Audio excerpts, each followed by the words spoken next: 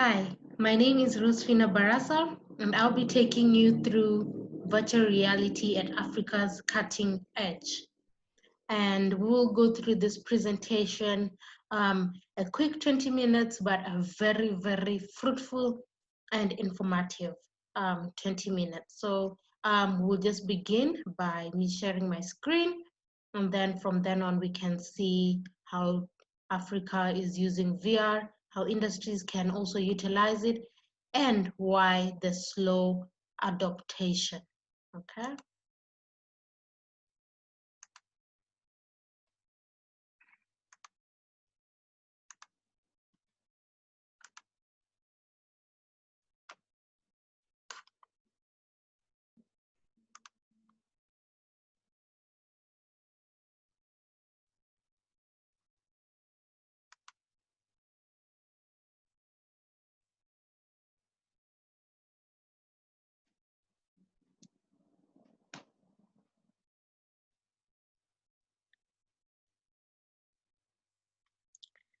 So virtual reality, as we could have seen, is actually getting to be a buzzword. And it is actually a computer-generated experience that take place within a simulated environment. And it has been a topic of interest among so many tech enthusiasts and scientific and fiction fans for years. So as these statistics have indicated, the time is approaching for this technology to take off among consumers as well as in the industry. And so this webinar or this 20 minutes will be looking at what has been, how the adoption rate has been, the curve and the 3Ds of VR, while also recommending how enterprises can employ analytics at cutting edge. So a little bit about me, as I introduced before, my name is Fina Barasa, Rose Barasa on LinkedIn, and I'm a project coordinator and emerging technologies enthusiast who is based at Strathmore University Research and Innovation Center at iLab Africa. And I assess innovative initiatives that explore emerging technologies, assist the university in industry standard engagements and collaborations, as well as technical community programs. Prior to joining Strathmore University, I was an IoT specialist and developer where I would improve products and services for various clients in the food industry, in the healthcare industry, and also in the factories to understand how we can deploy Internet of Things. So virtual reality adaptation. I mean, don't get me wrong, there are some great virtual reality games and entertainment out there, but how are we going to shape our future in so many ways than gaming, yeah? So virtual reality is basically, as I explained before, is the use of sensory devices to either virtually modify a user's environment or completely immerse them in a simulated environment. And these are normally specifically designed for headsets. We've seen Google headsets over there, and we also see Intel has that and Microsoft. And the adaptation rate has been surprisingly low compared to other consumer electronics. However, seeing the new normal, we have seen that there are companies that are allocating a significant research and design budget to develop the virtual reality center. So the slow adaptation, I mean, there are many reasons why technology product managers should plan for virtual reality and augmented reality adaptation in the few years. But the biggest barrier to the wide adoption of immersive technologies is the lack of good user experience. And so enterprises already use immersive technologies, such as AR and VR. However, Gartner expects it that it will take 5 to 10 years before these technologies reach a mature level. And one of some of the challenges that are experiencing is that there is a 3D design interface. And what does this mean? It means that the interface, 3D design interface, is difficult and expensive, and there are very few people with the necessary design skills to overcome these issues. And that's why we focus on at Strathmore University, and personally, I focus on upgrading my skills in terms of this. And so we use some software devices and some software to also ensure that we can prototype and ensure that those missing links are filled out. The second challenge is that virtual reality is missing two key technology elements for mass adoption. So this means that it's missing availability and access. Availability means that there must be a lot of choices, while accessibility is tied to the cost and functionality, meaning the hardware and the underlying technology must be easy to use and available at an affordable price. And personally, in Kenya, we've seen that there's 95.8%, according to the data portal, adaptation of smartphones and the use of internet. And this is one of the things that is tied to virtual reality. We need to ensure that people can be able to control and have these devices to create for them experience through the use of smartphones. Okay. And then the third thing is the smartphone competition. So despite user experience limitations, the smartphone is very convenient for developers, especially for AR, because as you can see, you use AR, augmented reality, to deliver good experiences. So this means by scanning the photo, you can learn so much about a company. By scanning a brochure, you can learn so much about what that company does, see movements of factories. If it was a car that was made, see that just through your phone. So it's redefining technology where consumers become the target, and redefining, now refining all those designs and all those lines. Then we'll go to the 3Ds, which is define, design, and deploy.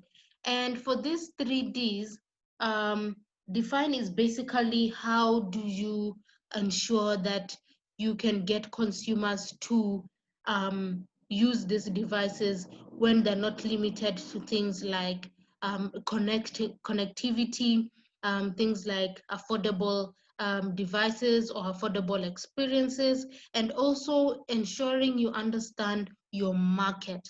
It's very, very important, because once you define this and once you define what you're working on, it's very now easy to identify what type of virtual experience do you want to create. And for example, here we have shopping for furniture, hotels, homes, cars, and concerts. They'll be so superior when it gets back to, the static photograph that may not be zoomable on a monitor.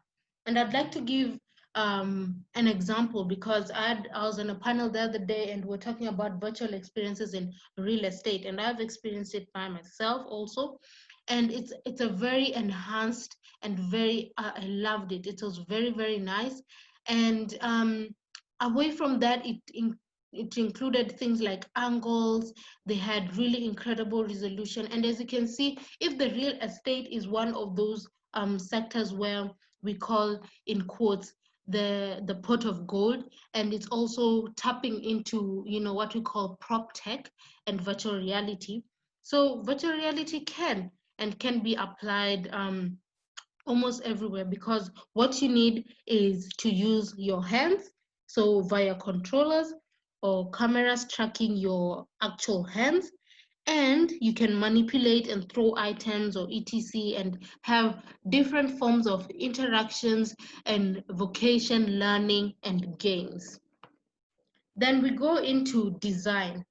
So we have various designs that are accorded for virtual reality and augmented reality, and most of them are all or almost focused on 3D. So the user interface is no longer confined to a flat rectangular screen or surface. So it's essential to understand the spatial design and spatial user interface elements better. So the two that I would just recommend over here when you're especially thinking about going into virtual reality is the follow along, where you use user elements, follow the user as they move through the environment and are not fixed. So in a really wild example over here, I've put a dashboard of your car, and world locked, where you have user elements, user interface elements, which are specifically designed or assigned to a space within the environment and do not move. So in real life, these are example street signs, traffic lights, or crosswalk indicators. So the inputs that you'll be focusing on are things like gesture, gaze, which is eye tracking, voice, and you'll have hardware inputs such as the platform specification and the touch or click controllers. So deploying, as I always say, start small, prototype, prototype, prototype. I think if I could sing it, I would have actually sing it. I would change my career and be, a singer to say this. And don't be afraid to have designers who can take sketches or wireframes and prototype them at an early stage. So it will help you or assist you to work out any foreseen issues you have with your ideas before getting too deep into the development woods. And some ways, like some simple tools to sketch, so that it gives you an idea to try it out by yourself, and also it gives your team an idea to understand how to be designers in quotes. So we have Sketch to VR, which is a plugin that enables designers to use Sketch to create Google virtual enabled demos. And it's an excellent tool for creating and showing early prototypes to various stakeholders. We also have Visa, um, which is a little more advanced but allows designers to create photo or 3D scene-based interactive demos. And for example, there we have Story Cape, which walks you through how to get started. And then we have Web VR, which is an open platform that lets you experience virtual reality in a web browser. So jump in right now when everyone wants to see the new opportunities. There is rare ways that you can get designers on the ground floor of something entirely new. And there are so many possibilities because immersive technologies desperately needs designers to jump in, get involved, take risks, and make something new. So I'll just go through some of the diverse potentials that virtual reality has accorded us. So here is a predicted market size of virtual reality for different use cases. For example, there, as you can see, we have healthcare, we have engineering, we have real estate, we have retail, military, and education. And it's all about transporting the user into another world through complete immersion. And so by hijacking this sensors, which is touch, it introduces emotions and empathy. And I'll just go into some of the industries over here. So if we have an automotive industry, virtual reality allows engineers and designers to experiment easily with the look and build of a vehicle before commissioning expensive prototypes. So we can find that, what is your favorite brand? Is it BMW? That's my favorite brand. Is it Jeep? That's my second favorite brand. But, we also have the Toyotas. We also have the Mercedes Benz. And so it enables the designers and the engineering team to check visual designs and object obscuration of the vehicles, all before any money is spent on physically manufacturing the parts. So this saves millions of money by reducing the number of prototypes built per vehicle line.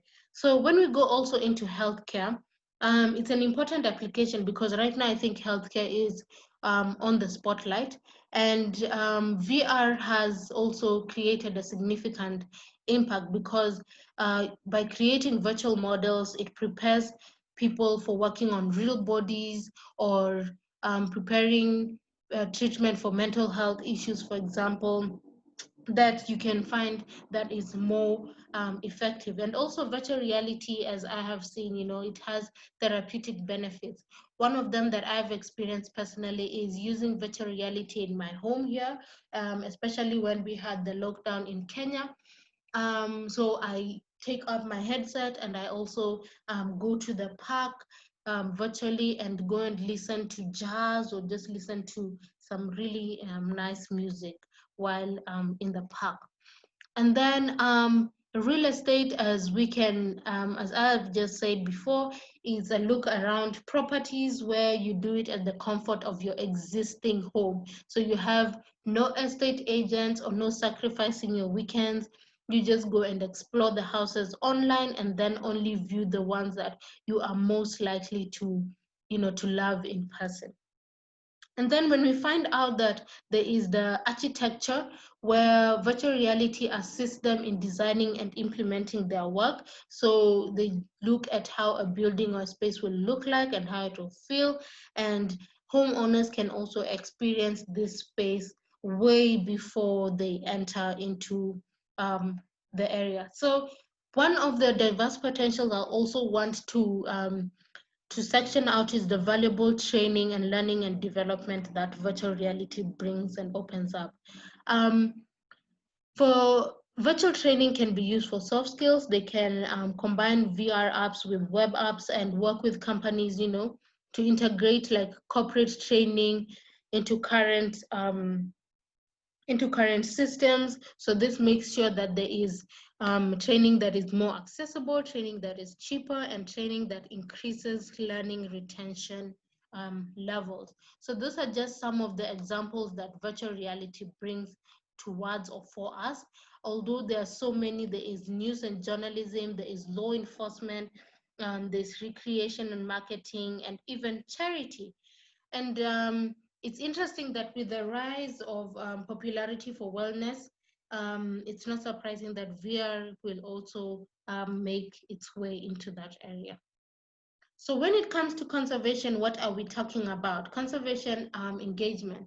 So this is a project that I've been working on, and it's called, we actually named it Bringing Back the Great Tuskers. And we are keen on educating the readers and viewers, especially in Kenya, as about the human-wildlife conflict, the dominant trends in poaching, the international ivory market effect on fighting poaching locally, and educating on new emerging issues nationally and globally. And so what is the situation analysis on the ground? This, as we can tell, you have to do it. You have to go to the parks and check what they're doing. And so the situation on the ground is that most of the elephants are being radio tracked, and community conservation is being carried out by various elephant collaring, various tracking techniques, and also the guards that are on the ground. However, our rationale is to plan that conservation of elephants and the environment through using technology is much, much more, getting a composite view and covering research on movements, ecology, and behavior. So we have this development of a project, which our budget is 82,000 US dollars. And we are to produce an augmented reality educational book, which is the working title, as mentioned before, Towards Returning Kenya to the Age of the Great Tuskers. And publishing this book is working with production and publication people, and also augmented reality specialists, and of course myself, who's an emerging technologies enthusiast. And this book will be the first of its kind in Kenya, if not Africa, and among the first, if not in the world.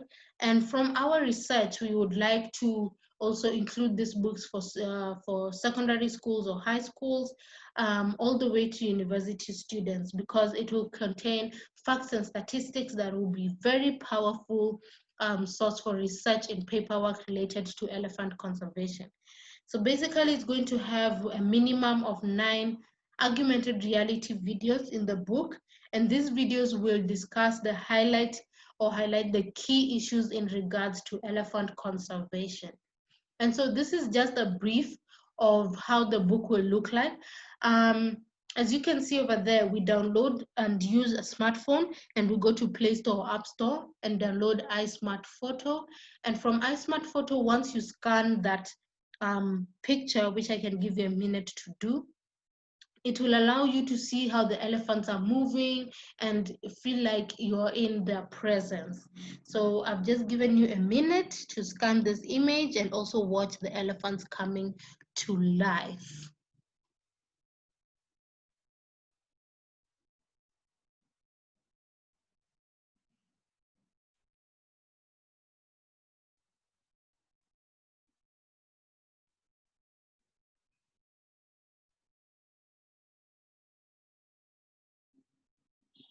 So if you have done that, from then on, now we can move on to what end. So to end my conclusion, virtual reality immerses us or users into different environments, altering how the brain processes the body.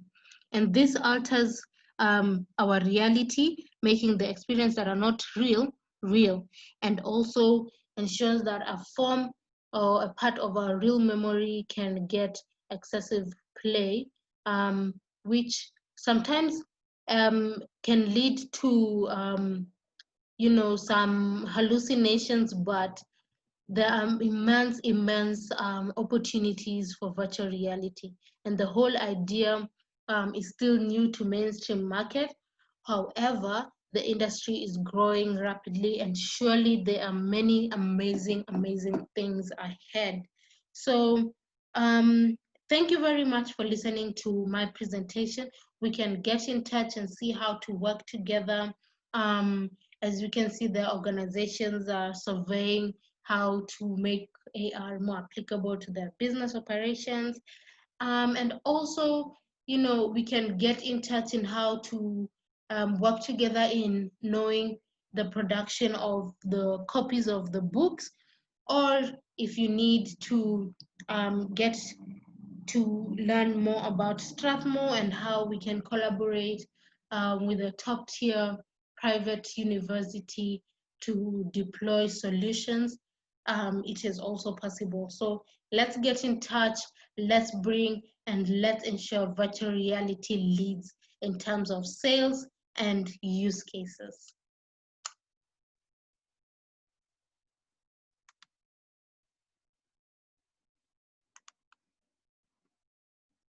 So I'm hoping to see you very soon virtually on LinkedIn, or we can also see each other on email.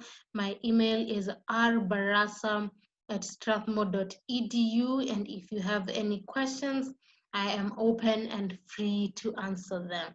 Have a lovely, part of the day, and it's been an amazing experience. Thank you. Goodbye.